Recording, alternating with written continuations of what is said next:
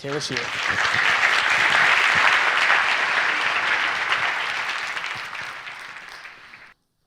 Imagine a kid opening up his first smartphone. He's ripping off the paper faster than you can catch it on camera, and he pulls it out, and he reads the owner's manual because he doesn't know how to turn it on.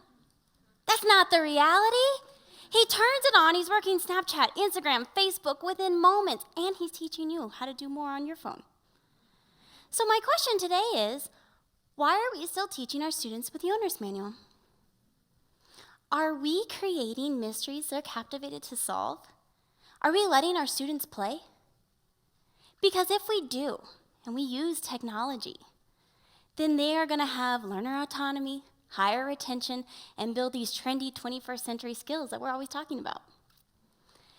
I'd like to tell you about Timmy. You see, in my Spanish 1 class, the final exam was to show me they could have a basic conversation in Spanish. And they could do it any way they wanted, no posters, no PowerPoints. Those are boring, I see them every day. So I gave them a list of links. You can do comic strip makers, movie animation, video game creation, whatever you want. And I gave them 3 days in the lab, so one day they could just play. And they could tinker with the links to figure out which one was best for their product. Well, Timmy's a gamer, so he decided to create a video game. Innovative. He worked until 2 a.m., told me he fell asleep at his computer, was so upset because he didn't finish it. But he created a squirrel that wandered through a village and met monsters, and each monster asked him a question in Spanish. And if he didn't respond correctly, he couldn't continue on the voyage. Is that 21st century learning? That's what we should be doing. Now, I told my husband this story, and he said, "Great, but you can't do this every day." And you all are wondering the same thing. Well, I allow cell phones in my classroom, and now you think I've lost my mind. I have a weekly blog, and so when students are done and getting unruly, I say, post to the weekly discussion.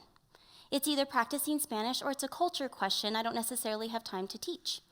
Well, when they're done with that, they can get onto Quizlet, and they can study vocabulary and play with the current issues that we're learning in class, like it's a game. Now, when my husband heard that, he said, well, they're going to figure out soon enough that you're using their phone for good instead of evil. Well, what is evil? Is Instagram really evil? Think about it. What if my students took selfies with Spanish things and they hashtagged it for later retrieval? That's cognitive processing. They can use it as a cataloging tool and have it at their fingertips. Now you're thinking, well, my students would never do that, nor do they have cell phones. Well, to be honest, you always have those that don't participate. And I do have students that don't have cell phones, but we use pairing to share, and I have a couple computers in my classroom to accommodate that. You see, if the assignment is intriguing enough and competitive enough, then they'll want to do it. I like to do a lot of web quests. Actually, my students are doing that right now as I'm here. I did one on El Grito de Dolores, which is Mexico's Independence Day. And instead of having the boring deck of slides, I said, you're going to find all this information. So I paired up students. And if their partner wasn't participating, they'd say, hey, man, you find a YouTube, I'll find an article, and we'll get this done together. Well, students liked that. I did this with coworkers of mine. 2 teachers got the boring lesson, 2 teachers got this technology lesson. And then I did a survey. And of course, the students liked having the technology and teaching themselves. My question to you today remains, are we letting our students play? You know, my students got so used to this way of learning, and then my school turned off the Wi-Fi just recently. And I had to go back to the book, and it was boring. And in a free write, one of my students wrote, a mí me gusta la tecnología, pero a los maestros les gustan los libros. Meaning, I like technology, but the teachers like the books. Let that sink in.